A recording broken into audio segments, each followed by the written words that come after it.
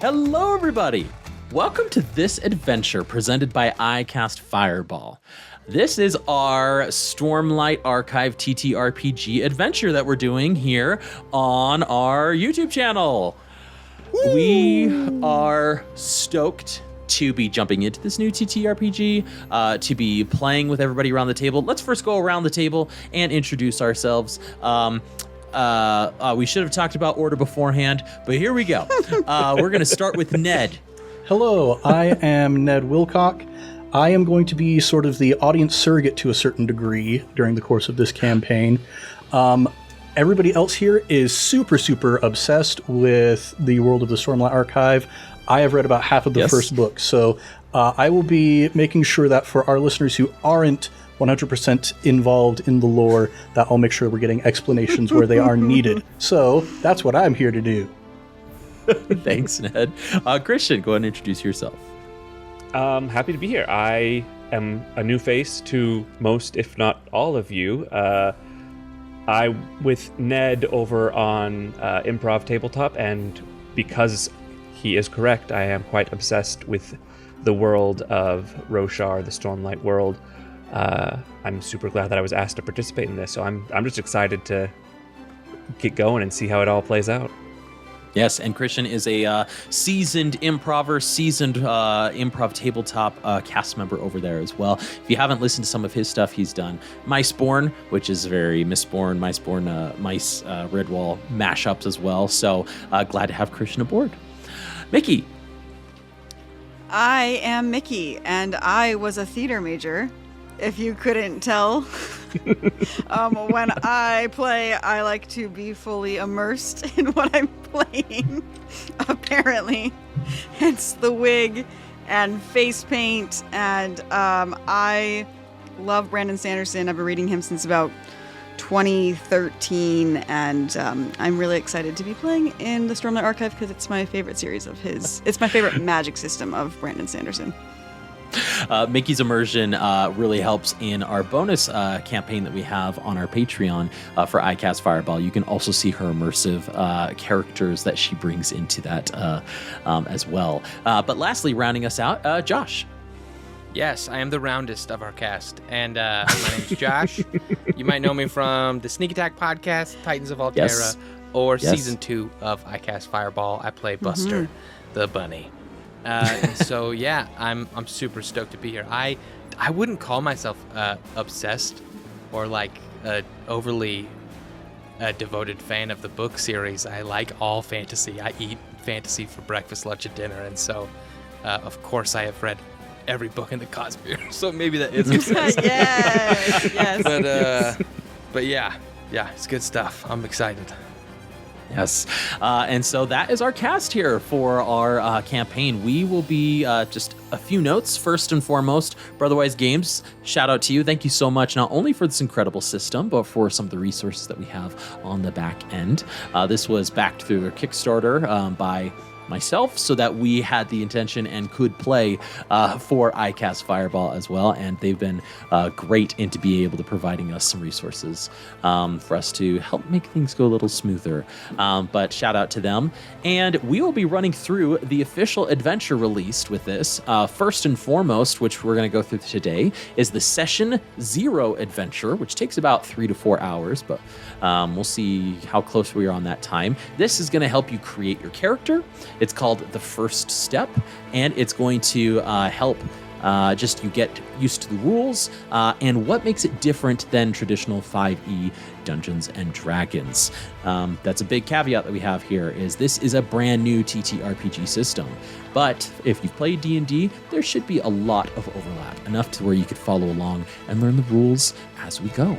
So those are the first two items of business. But once we get through this Session 0, we will be jumping into the Stonewalkers campaign, a level 1 through level 8 official adventure that we're going to be playing through, published by Brotherwise Games.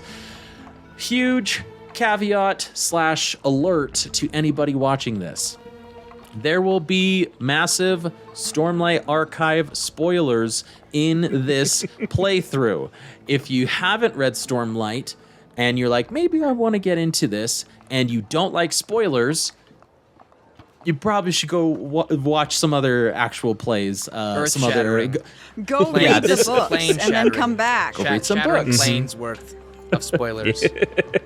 If you've started and you're like, oh, well, where does this start taking place? We're going to be jumping in roughly into the middle of book 2, but the entirety of the campaign will be progressing through up through books 4, possibly, depending on what our And you're characters talking choose, timeline, what our players right, choose, Thomas? No, we're not in the timeline-wise. series, actually. Yes. We will not be necessarily interacting with main characters like Dalinar or Adolin or Kaladin or Shallan, but timeline-wise, as the world progresses and moves forward, our characters and players will have to react to those changes. So, just be aware, major spoilers for the Stormlight Archive in general, but if you're like Ned here and you're like, is this my type of finance? Welcome aboard and join us and come on along. So, I believe that is the beginning. And, a big thing, that I probably should clarify. If you want to learn about this TTRPG system, you can essentially play along with us right now as we do the first step. You can get a free character sheet off Brotherwise Games, and you can go through the choices that we're making right now, and I will, as your GM,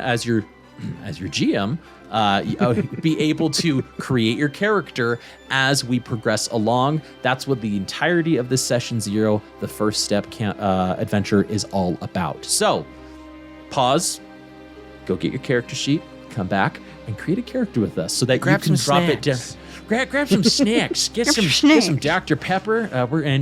That way, when we're all done with this, you can drop your character in the comments below. And We're we can not all sponsored. discuss. How do we all have Dr. Pepper in If anybody at the Dr. Pepper Keurig group is watching, though, we're We not know that opposed. Thomas Shout out to has Dr. Dr. Pepper for keeping us well caffeinated and awake for this adventure.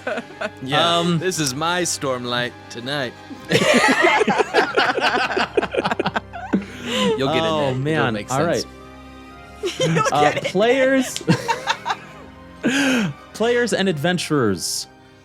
Without further ado, let us begin. Welcome to the Cosmere, an expanse of fantastical space dotted with landscapes, both beautiful and terrifying to behold. Journeying through this massive expanse in space, you will find lush, prosperous worlds, populated with people imbued with magical powers using investiture. But you might also find worlds that have since been left abandoned or destroyed. Desolate of life or haunted by shades of the past, worlds where the sun boils the very surface into liquid before instantly cooling as the sunlight passes. Worlds where instead of water upon the sea, poisonous spores threaten to take hold and destroy you while you sail upon its surface. Despite these pleasant or harsh landscapes, life and power grows even stronger.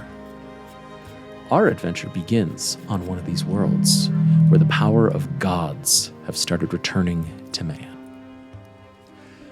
We journey to Roshar, a world divided by warring nations, harsh landscapes, and the unyielding high storm that ravages the landscape with every passing. In spite of this harsh life, Roshar is teeming with life. Civilizations dot the landscape in ancient cities that withstand the battering of passing high storms, and life flourishes. For the past 8,000 years, life has continued to survive despite this harsh landscape, and we find Roshar currently in a period of incredible prosperity. To the west of the continent of Roshar, you have the Shin homeland, protected from the force of the high storm due to its natural landscape. To the north, the Reshi Islands, where pocket civilizations live, mostly peacefully on the backs of titanic creatures who roam the ocean. To the south lies Thalena, a maritime kingdom driven by merchants, sailors, and inventors of incredible technology called Fabrials. Not far from this industrious kingdom lies Carbronth, which holds the most ancient and forgotten texts, which speak of legends and myths, but happens to also be the hub for the world's most brilliant medical minds and surgeons. And finally, to the east lies Alethkar, the crown jewel to the Alethi people. These people who thrive off war, political intrigue, and have most recently been united by their great king, Gavilar Kholin, before he was sadly assassinated by the infamous Assassin in White. This event, this assassination, has sparked the 10 High Princes, led by the newly appointed young King Elokar Kholin, to form the Vengeance Pact and destroy those responsible for the death of their king, the recently discovered Parshendi civilization. Our adventuring party begins during this tumultuous time. With international events in play all across the continent of Roshar, our players must navigate these events to achieve their own goals and, with a little help from the god Honor himself, prevent complete destruction of Roshar itself. Players, adventurers, Cosmere travelers, welcome to Roshar. We begin our journey and adventure in a caravan. One where the four of you have found yourselves pulled together in this caravan for a variety of reasons. And although some of you might be a little unique to normal civilization in Roshar, this caravan is diverse enough to where even if you do stand out, you're not the only one that does. Now, it's been a few weeks since you last saw the wind blades of Kholinar itself when you joined this caravan and began your travels towards the Shattered Plains. Your journey has taken you south through Kholinar and along the Thanadal border, another high prince, before continuing east toward the war camps. At the end of another long day, Bright Lady Ralinat, the caravan's noblewoman leader, decides to set up camp in a nearby ravine. Its steep walls promise protection from both bandits and high storms, the tempests that rage across Roshar every few days. The chulls, which are horse-sized crustacean creatures, make their slow descent into the ravine. And as you settle in, the only sounds you hear are the Kholin's soldiers' quiet conversation and the soft clicks of dozing chulls. It is during this lull I would like each of you to briefly, we'll say, introduce your characters and what they might be doing during this downtime. We start with Drynin. Is that the pronunciation? Drynin? Mm-hmm. Drynin is tall, taller than even most Alethi, who are already known for their height. Barrel-chested, he definitely shows his parentage. His father was a horn eater from the mountain peaks. He's got those strong teeth and nails. And his mother was Iriali, so his beard and his hair and his skin are golden, not just tanned, but almost metallic. There's a sheen to him. Which is a bit different than the traditional red-haired beard and hair that a full horn eater would bring, correct? Yeah, traditionally the horn eaters are more pale-skinned, red-haired, but his mother's definitely passed on that mixed heritage there. Whenever we stop, I'm near where the chulls are.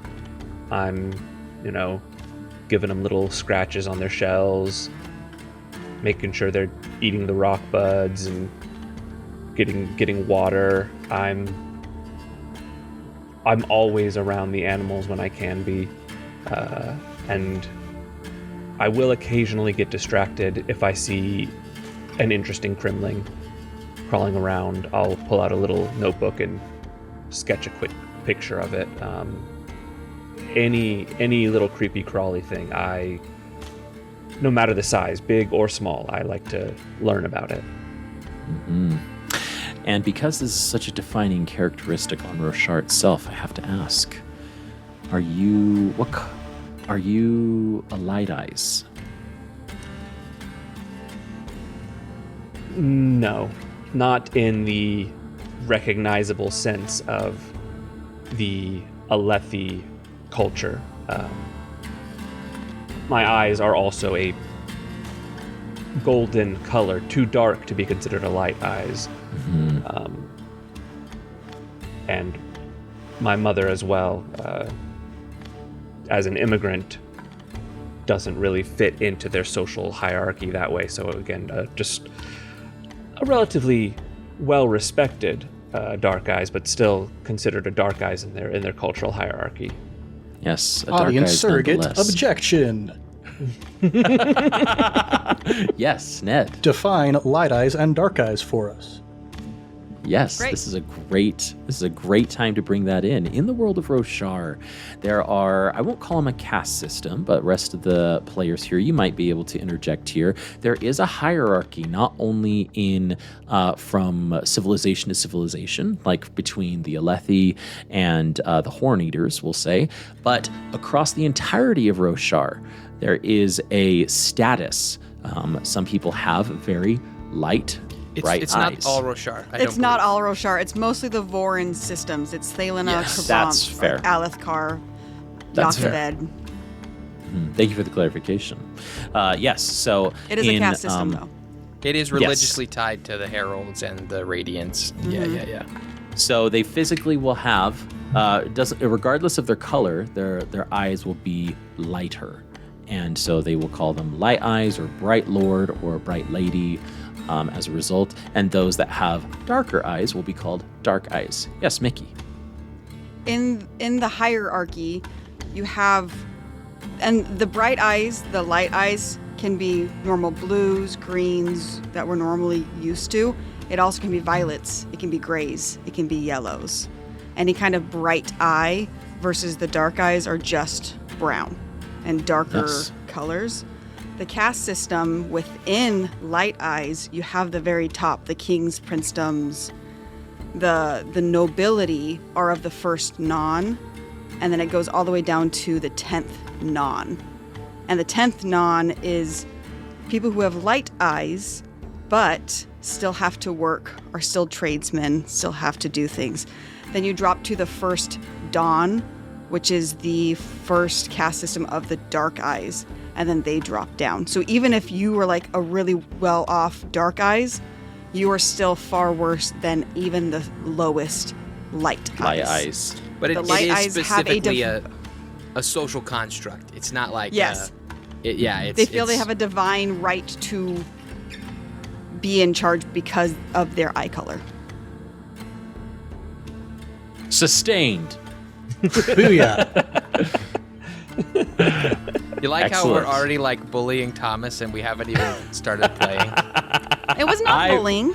No, I no, it you're was right. really You're right. appreciate expounding. the insight. I love this. There's so much gorgeous information in Roshar, the Stormlight Archive. I will take any gentle corrections. I just love- Um, I raised my hand. You were politely. great. You were great. You were great. I just love the idea. I've joined you. I was like wrong, Thomas. Sir. objection. Ace Attorney style. But no, excellent Yes. call out, Ned. Rock and roll. Yes, thank you, Ned. It will definitely come up. Drynin. Which one? Drynin. Drynin. Mm-hmm. It's a Put a hyphen in it. Iriali name I got from my mother, not a more traditional Vorin Alethkar name. Like it's wet outside, but you're drying in. I'm Drynin here. Yes, Thank exactly. you for the mnemonic.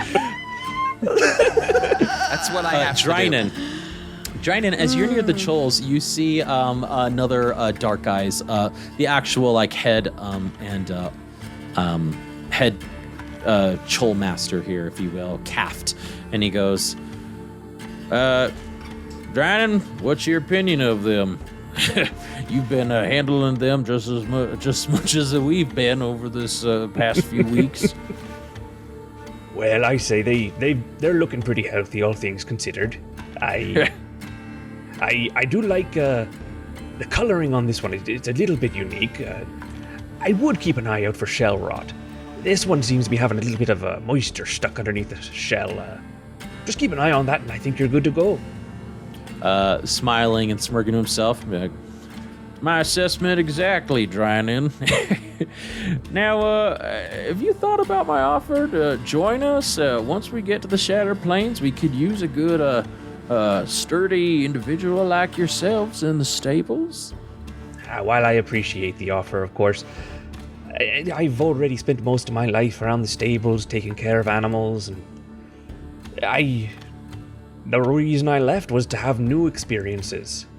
I'm out here trying to experience the world and see what there is to offer. And it seems a bit like going a step backwards, you know?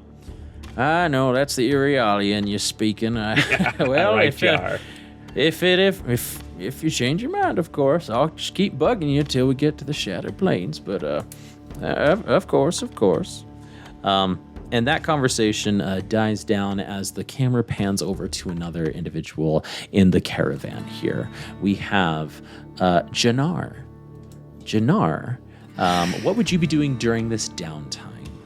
So Janar is a very typical Alethi young adult lad in every way, except for the fact that he has a shock of white hair on top of his head.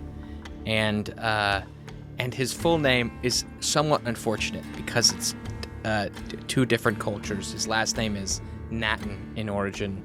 And so his full name is Janar Balar, which I don't think he will usually offer up on his own. But he's probably, honestly, usually following around Mickey's character. But I'll just quick describe Janar. He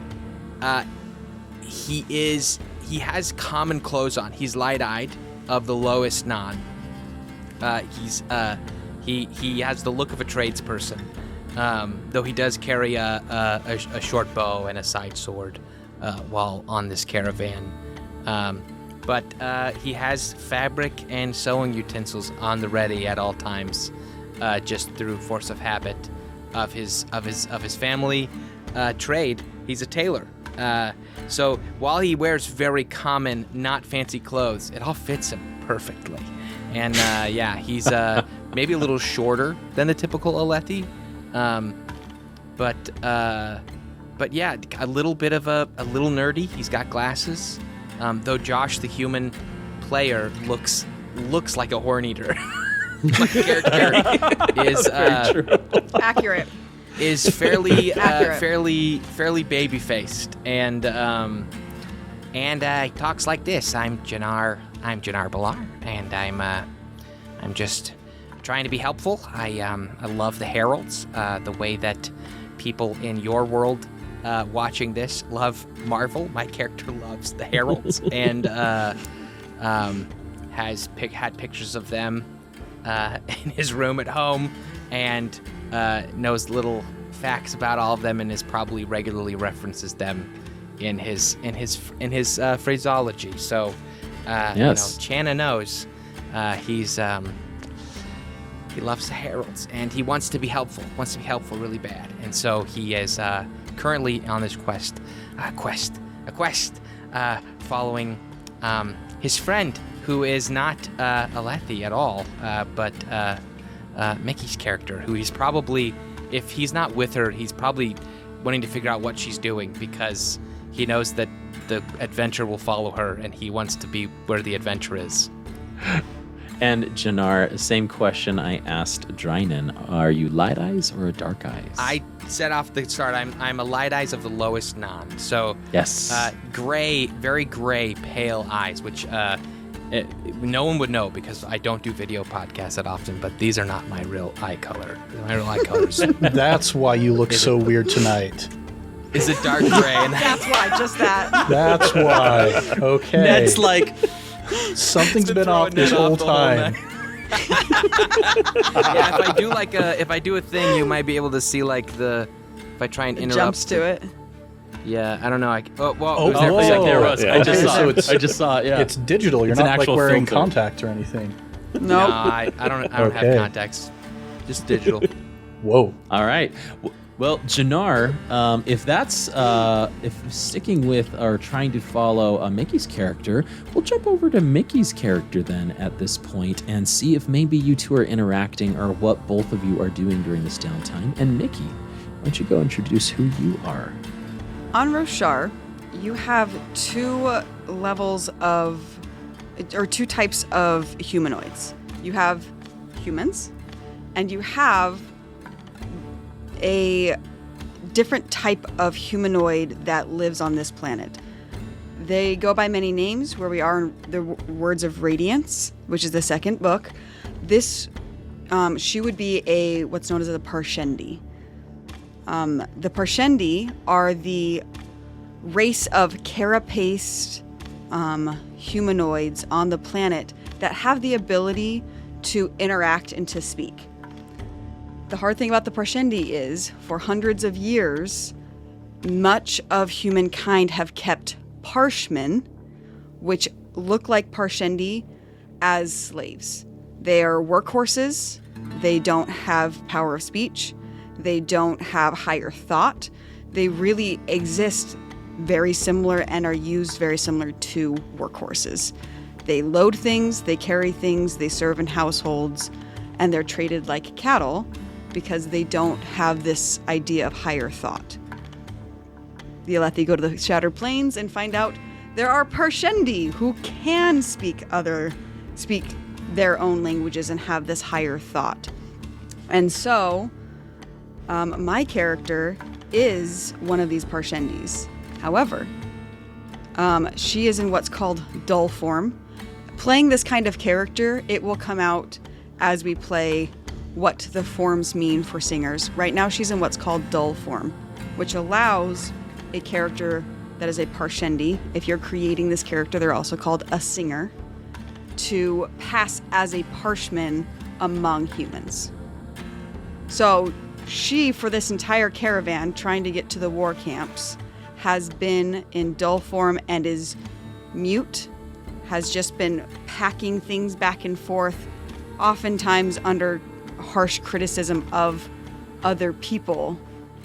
But when she found Janar, she couldn't help herself but to speak and to confide in him her plans and the things that she believes in. Mickey, to maybe help illustrate this, I am going to offer a possible image of what a Parshendi from the official guide to Roshar here in the TTRPG might look like. This is just one of many interpretations. Parshendi often will have either a white, black, or red base color, and then they can have any variation of those colors as kind of marbled skin. Marbled skin. I have chosen my. I will use the term singer since we're playing the RPG. My singer has dark black skin with dark black hair, but she has these white markings down the front of her face and down around her mouth. She doesn't have any red marbling, and the marbling doesn't extend past that on her face. She just has this very, almost unique to singers, marks down the front of her face. Mm-hmm. And so she has just been lugging things back and forth, and in between, when the Bright Lords are not looking and the Slave Masters are not looking, she and Janar have been having conversations about her plans to make it to the war camps. Janar could probably also make it a little easier for her to get around. Absolutely. Having an Alethi or even anybody interacting and maybe telling the Parshendi, or in this case, Mickey, did you say what your character's name is? Her name is Reshonai. However, the only one who knows that would be Janar, because the Parshmen are looked down on by the Alethi and are not given names because they are properties. Are we in an Alethi transport right now? What? I think so. We're going to Shattered Plains, right? This is being led by a Bright Lady. As I said, her name is Bright Lady Ralanat. and you are going through Alethkar proper, or between the Kholin border and the Thanadal border. But you are correct that Janar is making it a little bit easier for Reshonai to move amongst the camp because Parshmen are typically ignored unless something is needed to be done. So it makes it a little bit easier to interact, a little bit easier to have conversation, despite the dull, sometimes slowish mind that a Parshman might have at the time, still able to push through and have conversation. Well, and correct me if I'm wrong, but I believe dull form, it more or less makes you look like the like typical Alethi Parshendi, but you still have pretty full agency of your like personality, I believe. Singers don't. The forms that the singers are able to access actually do affect, and this is a part of the singer race, if you choose to play a singer race, is that you gain forms. And each of the forms will raise or lower certain things on your character sheet, depending on which form you're technically in. Right. The dull form is just the base form, and within the world, it does dull their senses, which is why they can pass as Parshmen. Yes, I'm just thinking about what's his name? This is a bit of a diversion. We may edit this out. I apologize. His name is Shen in the bridge form. Yeah, because he does express like anger and hope, and like there's tons of he gives a lot of emotion. But he speaks very slowly. He speaks very, because he's in dull form until I know part of it was a later. disguise as well, though. I just wasn't sure like how much of I couldn't remember how much of it was forced on him or how much of it was chosen. Because I just from a player standpoint, I think it's important to let, like, if a player doesn't want to portray that, oh yeah, you know what I mean? They shouldn't feel like they have to. 100%. Yes, for sure. Okay. All right. But Mickey, make whatever choices you want. I'm not trying to. You don't know what the choices are, but I'm going to make a different one. Like, another thing, I do want to express one of the things one of the reasons I wanted to play a singer. As you read through the books, something becomes really apparent on Roshar, that there are tones. Singers speak in tones. And oftentimes when you read about singers, they will attune or hum to the tune of appreciation or the tune of destruction, or they'll hum the song of the lost. And so their speaking gets changed depending on the tone. I am not a tone person. I will not be changing my pattern of singing. However, I would like to at certain points attune to sarcasm, attune to joy. And so when I say those things, it's a part of the singer culture I'm trying to bring into the game. Great. Different rhythms. Excellent. So what would be something that Janar and Reshonai would be doing during this downtime? Something now that the caravan has broke and is setting up. I'm curious, like, what would Reshonai be doing? Reshonai is definitely carrying things, and as you try to pick them up, stop, Janar, they're looking, Janar, they're looking, you'll get in trouble. And she'll pick it up and start scurrying away. Wait, They can't be seeing us.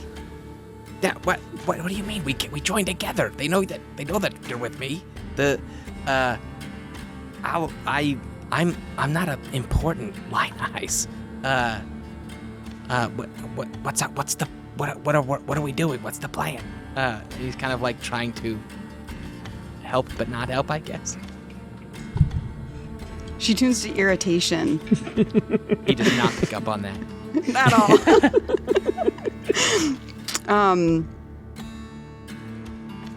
Where are you from again?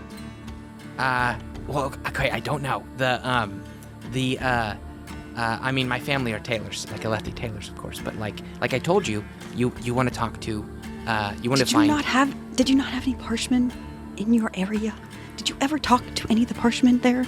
If the brightness sees us talking, she will know that something is wrong, and I will never get to the war camps. And she'll take the things out of your hands again and continue on her path. He's looking around. He's like, gotta figure out what to do. I like this anticipation of Janar, and as such, Janar, as you are like thinking about like what to do, you see some anticipation spren pop up around you. These anticipation spren, which objection, I'll jump in right here. In Roshar, there is a physical manifestations of emotion and ideas and thought. And so one of them being anticipation spren.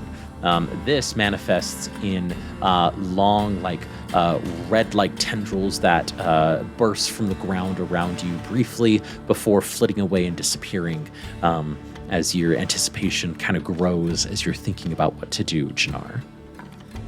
Nails nuts. I don't know what to do. Okay.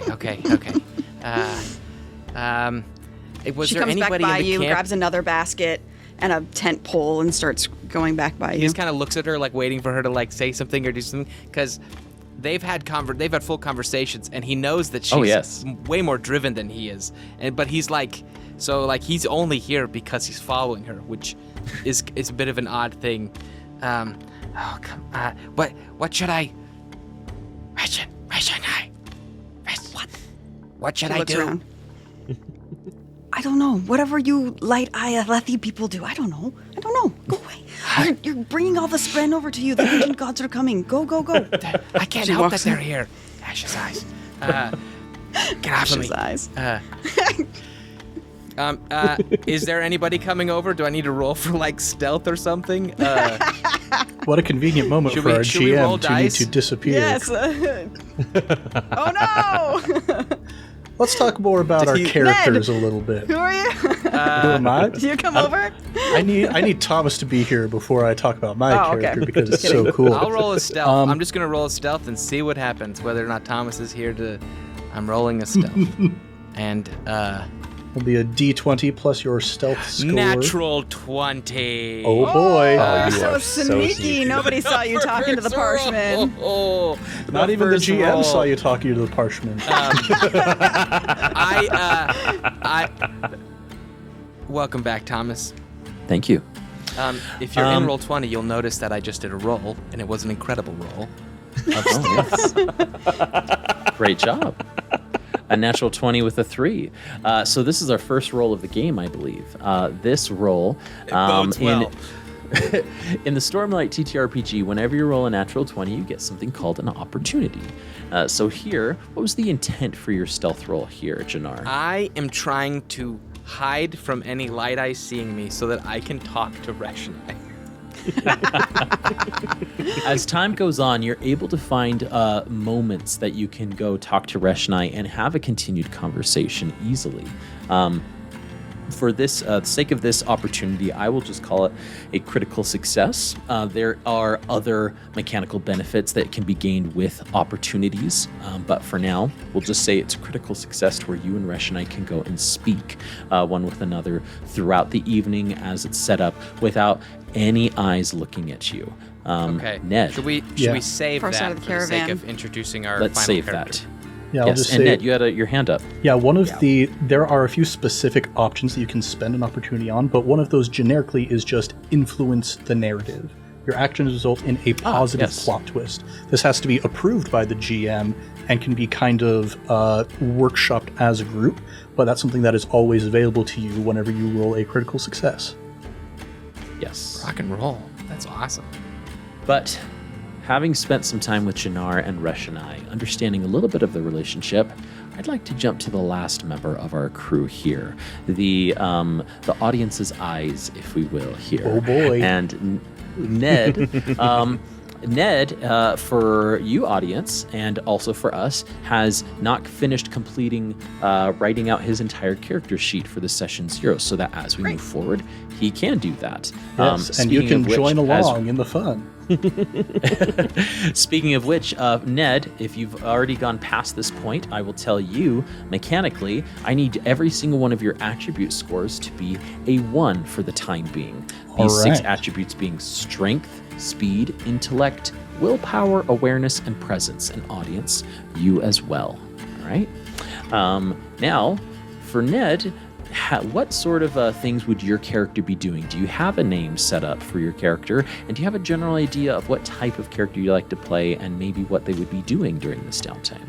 Yes, definitely. I am kind of as secluded off as I can be amidst this caravan, trying to get away from the noise of the chulls doing their clicking and whatever this parshman is doing over here with somebody just obviously cannot tell that the parshman does not want him there.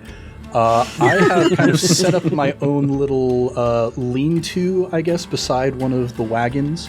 And I've set up a nice little pillow that I'm sitting on, but I'm definitely kind of slouching, undignified, which you wouldn't expect such undignified slouching from somebody wearing as fancy of clothing as I am.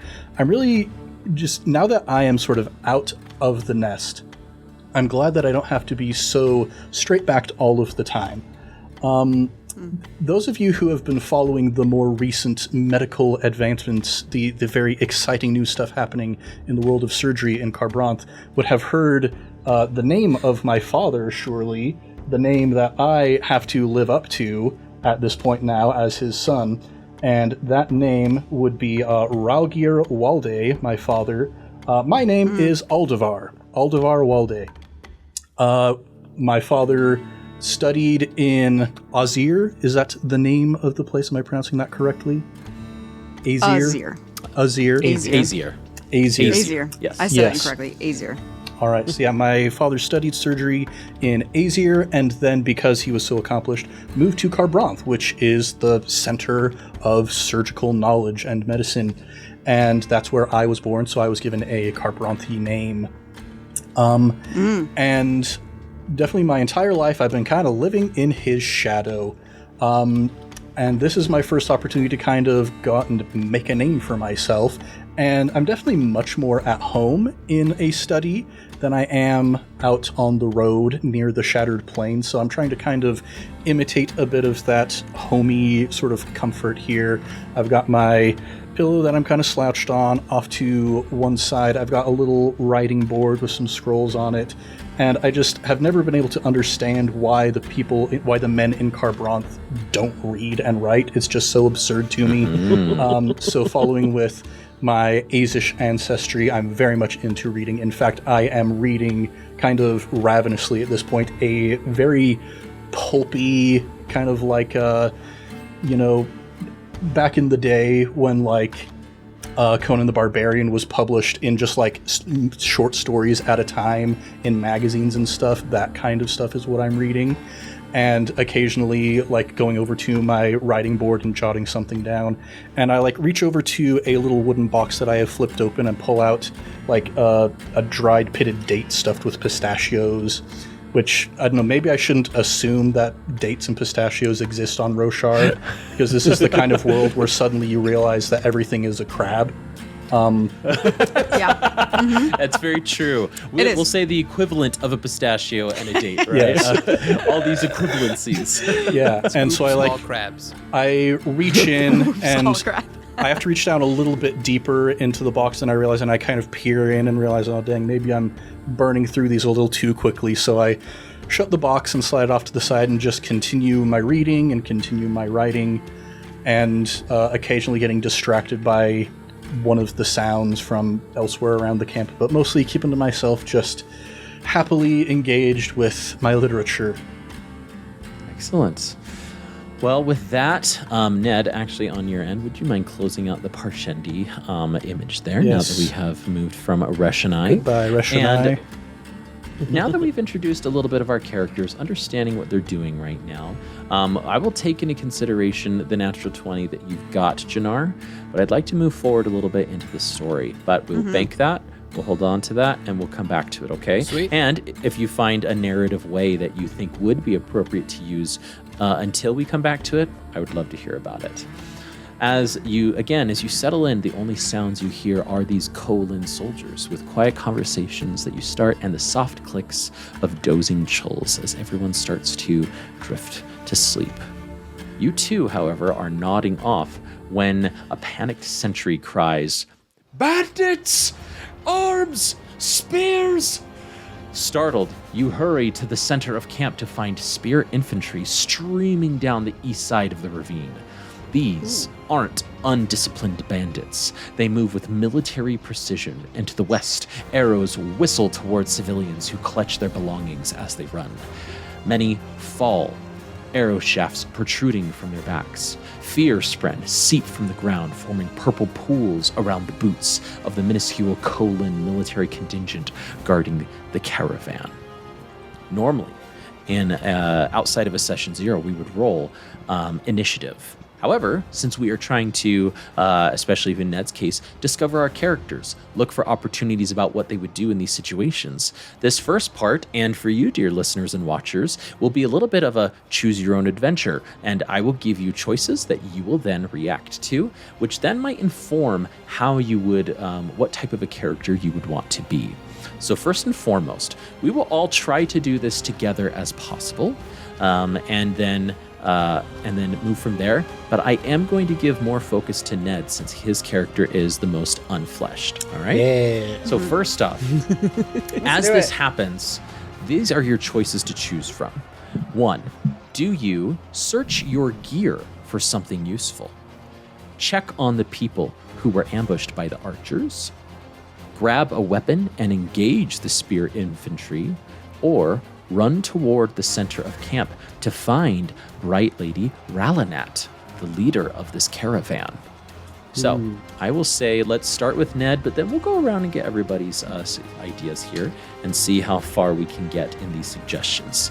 Okay, knowing that I am a surgeon, I know that like the thing that I should do is rush to the people who are ambushed. However, I am frightened by this ambush, so I'm also thinking maybe I should go check with Bright Lady Ralanat, so I'm going to roll to see which one I end up doing.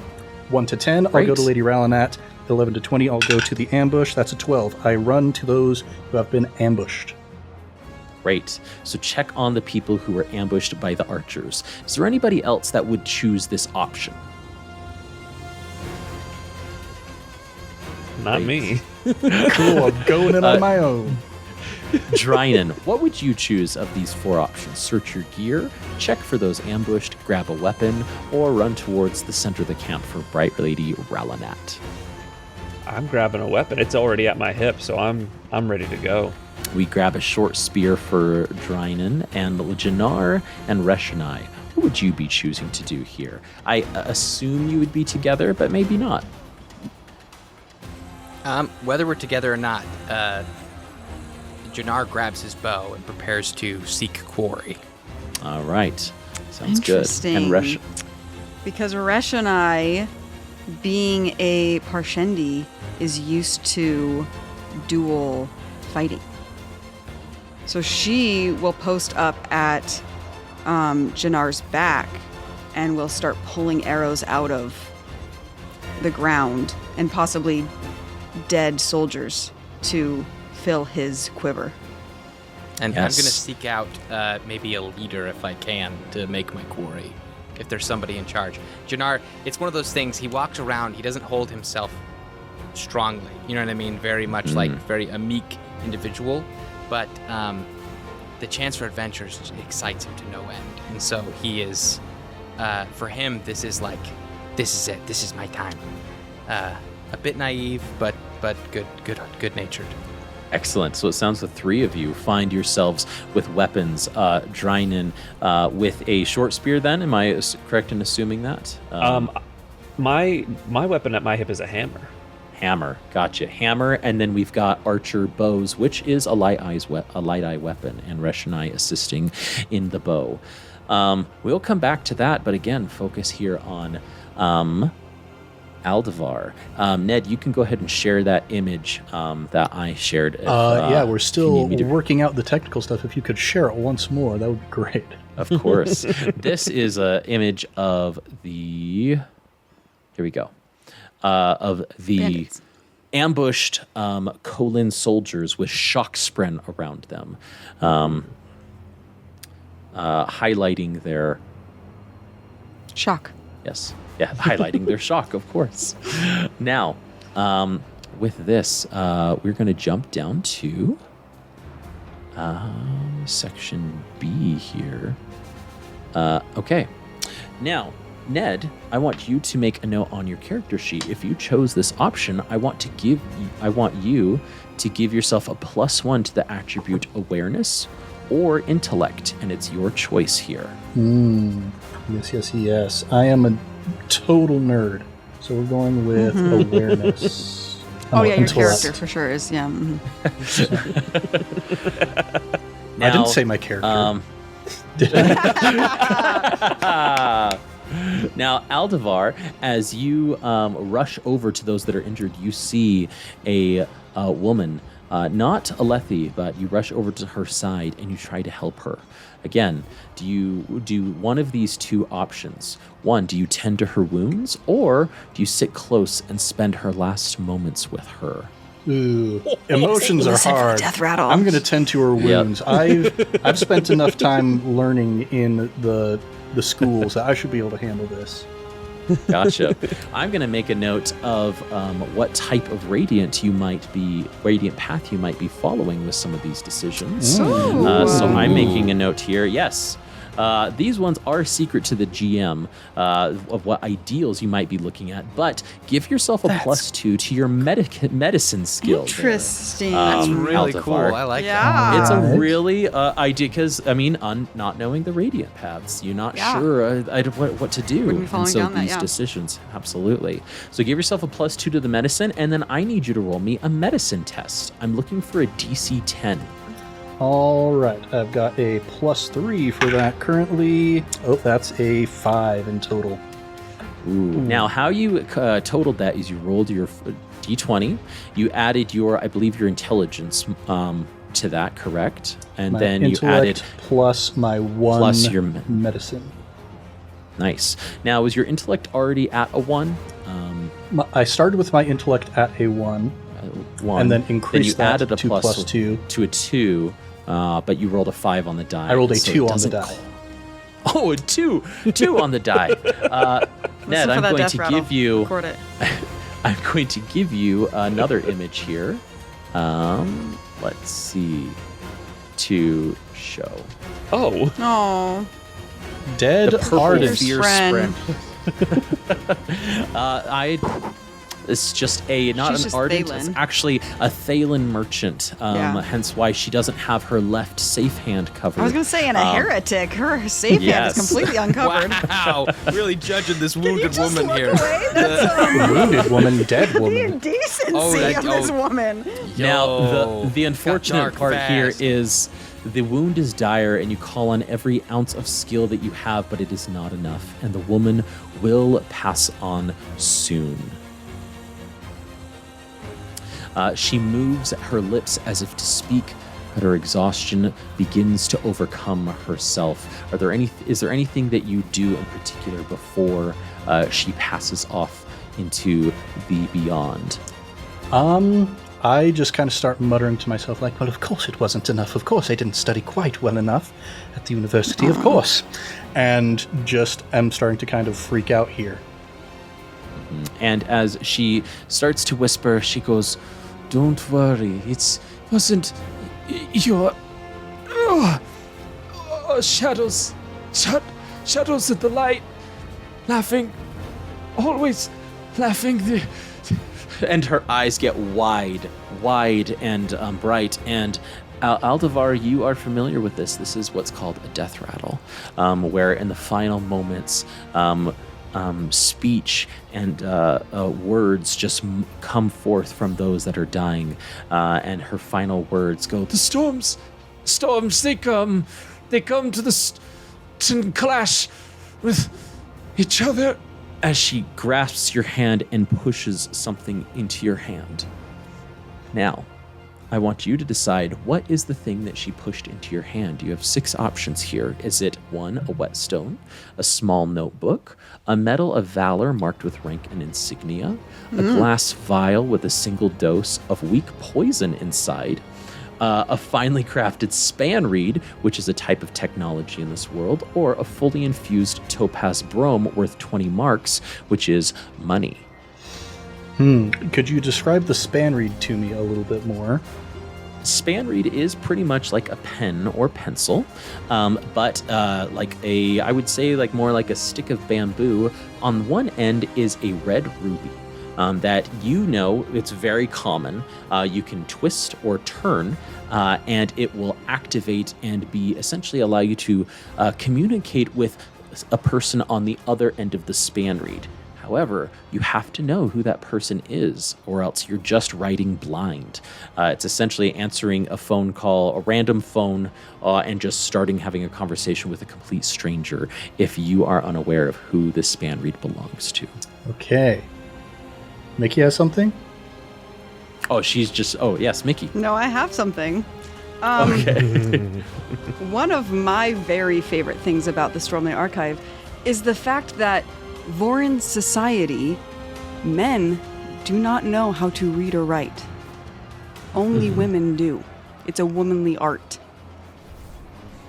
Which, as Aldevar described, he is reading ravenously and has thrust or thrown off this tradition here because which is very it doesn't odd make for sense. a man to be reading. It makes people very uncomfortable.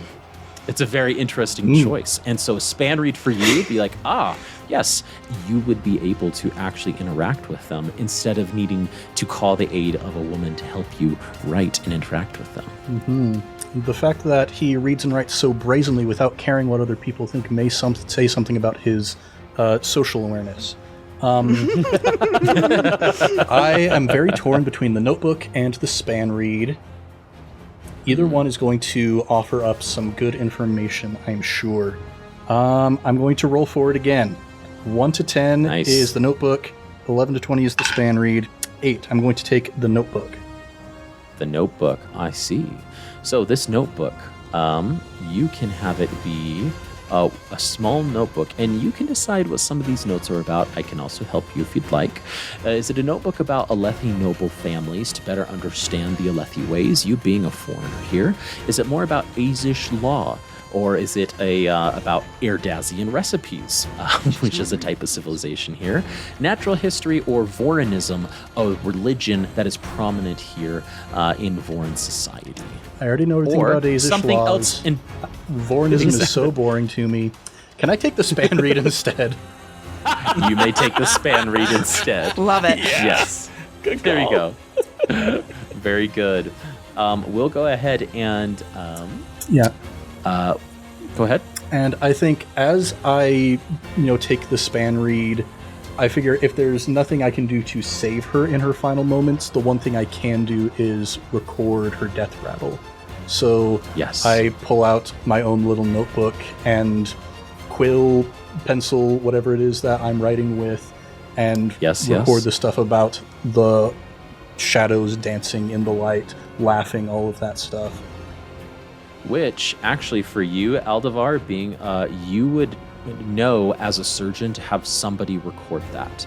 For some odd reason, that was a very particular thing that your father described to you and said, we must record these. It wasn't, and you, for your better knowledge, not all surgeons do it.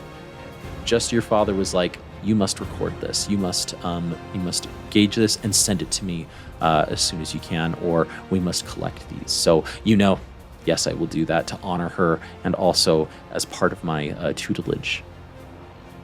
Great. Oh boy. We will go ahead. We will go ahead and as you make your way to the center of the camp, Aldevar, do one of these 6 options. This will be the last one that you will be making a choice here.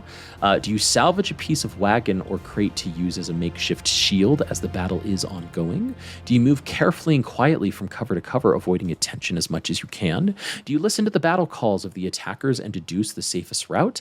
Gather a group of survivors around you and shepherd them to safety? Put a storming righteous fear into anyone foolish enough to cross your path? Or do you watch the colon, caravan soldiers, and civilian movements, finding the right opportunities to slip through the lines and engagements? I am going to either listen or watch. I think I'm going to go with I'm going to watch, kind of stand back, look for my opportunities, and then slip through when I can. Great. As a result, I give you 1 more to your awareness attribute. Booyah. folks, we're just getting started here, but we're going to take a little bit of a bathroom break, so we'll be back instantly for you watching. Hey, everybody. We've had some really good discussion while Thomas has been gone, so we're actually going to keep this in the episode. So enjoy some of our plots against the GM. So I just looked it up. Iriali and the Horneater Peaks are not Vorin. No, they are not. So Drynin would know how to read and write. But somebody raised Aldevar would not know how to read or write. I mean, theoretically, but I might not know how to read and write the women's script in Alethi. Like, I might just. That's probably that could be true. Or if you spent enough, if you were raised in Alethkar, then you wouldn't know. I was raised in Alethkar. Yeah. And Ned, which means you probably wouldn't have been educated in that. No. Do you know mechanically how span reads work? Nope. Oh yeah, that's a good question. They're tied to each other. They're pairs, essentially. So how it works is you have two reeds that they've taken a ruby and cut it in half, and you have two pins with half a ruby in it. And when you twist it, it's like the old stenographer tricks where one person moves the pin and the other one moves the same. Mm-hmm. Except there's nothing attached to it except magic. So like it will literally lift off the paper at the same time, and then you twist and the other person has it. So you have to take turns writing, but that's how you communicate with each other. It's cool, but like, yeah, you don't know who has the other one. So like the value of it is a bit diminished because you only have one end of a conversation essentially, with taking that. So I don't know who's at the other end. But you would twist your side, and on the other person's side, it would blink to let them know that there's a message. They put their span read on a piece of paper, and then it will send a message back to let you know you're ready to write. So then you write it out, and it writes out the same thing on their board. Mm-hmm. And then that's how you'll twist go back and forth. Yeah. So you could, just because you don't know who it is doesn't mean you couldn't write to them. It's not like a sending stone that you have to know who the recipient is. There's gotta be something interesting. Mm-hmm. Like, there's gotta be somebody not interesting stone, on the other end. Yeah, I think this is the best way to gain information, which is the most valuable metacurrency in any campaign, is what I think. Mm-hmm. Agreed. And I can't imagine they would that was offer a good one. it up if there's not like something fun on the other end of that. Yeah, that was a good one. There are also like back in the day switchboard operators. There are span read centers, like hubs, where if you hey, I need to contact this person, you will not every span read is obviously connected to this, but you can more easily buy one this is connected to this span read station, and they'll have 200 span reads to be able to contact other people for you. You'll write out there, they'll transfer it and write it out there, going back and forth. So there is probably a level of class association with access to span reads. Yeah, I would imagine. Yes. I don't know how common they are. Well, I don't believe that only has women can write, and so to have something that is magically connected via a fabrial, you'd have to be a high non probably, outside of using them as war. A camp scribe would use it, but it doesn't. It's not owned by the scribe. It's owned by the high prince that uses it. Or a town has one that connects to one of those hubs, and the people from the town can use it. But that would be still a high lord that was running the town. A bright lord would be running the town. It's going to be exciting to see who's on the other side. So it's this. Yeah, I think that was a great one to choose. Mm-hmm. Mm-hmm. And one thing that Thomas forgot to ask me during my introduction is whether I am a Light Eyes or not. I would imagine that my family probably would not be able to gain respect in Kharbranth if I'm not Light Eyes. Would that be correct? In Kharbranth, they're Vorin there, aren't they? Yes, but Kaladin's father was a surgeon, and he was a Dark Eyes, and he wanted Kaladin to go be a Dark Eyed surgeon. If you have enough money and you're high enough Dawn, you could. But because he's Azish, he can read and write. Their caste system is completely different than the Vorin society. So I feel like it almost doesn't matter, Ned, if you are Lighters or Dark, because you are Azish. Mm-hmm. Yeah. Does that make sense? The only thing is it will affect how people treat you. Right. Yeah. Yeah, I think... So it would probably be easier for Flo to be a Light Eyes, but it could also cause like our objectives and our goals and stuff to be hindered if you're a Dark Eyes trying to have this higher station. It essentially like locks off one group of people from you in some social situations. Because if you're Light Eyes, Dark Eyed people are gonna generally avoid you and not like, and not really like engage with you honestly necessarily, like because you're potentially threatening to them just by being Light Eyes, and then. Yep. But yeah, and if we're gonna. Light-eyed people aren't going to really like give you the time of day necessarily. Most of them. And if we're going to be in an Alethkar war camp, you're more likely to get higher information and have higher status just by being a Light Eyes, because you being Azish in Alethkar doesn't super mean anything. They'll only see your eye color first, and that's how you'll be socially sorted. That's the way. But I mean, they're also like. The Alethi tend to be think they're very superior, but they're also aware that other cultures exist. Yeah. So like, with my very distinct golden hair, golden eyes, golden skin, they'll know I'm Iriali. Yes. And I will be granted some leniency because it's like, oh, well, he's not Alethi. Alethi, thank you. We can't we can't put him into one of our things, so we'll have to like sort of figure out where he fits. Yeah, so you won't look Alethi, so they'll know, but there's still an element of. And the princedoms are essentially fiefdoms. Like the king of each little kingdom kind of dictates the culture a little bit. So like there are probably some war camps that are more merit based and less class based. Yeah. And then there are others that are probably like really disgustingly class based. And merit has little to do with it. Like, because the High Prince, who kind of runs the whole place, has basically dictated, this is how we're going to operate. Yeah, I think socially speaking, I think it would make most sense with, like, the ease with which my father found, like, the prestige that he has in Kharbranth would make the most sense if we're Light Eyes. Right. That would give us 2 Light Eyes and 2 Dark Eyed characters. I mean, I know that you're not technically a Dark-eyed she's lower than a Mickey. Dark Eye. She's not even a Dawn. Like. Hey. Well, Cosmere Adventurers, that is the end of part 1 of our Session 0. We were having such an amazing time playing and exploring Roshar, as well as the Cosmere TTRPG system. We could not stop playing.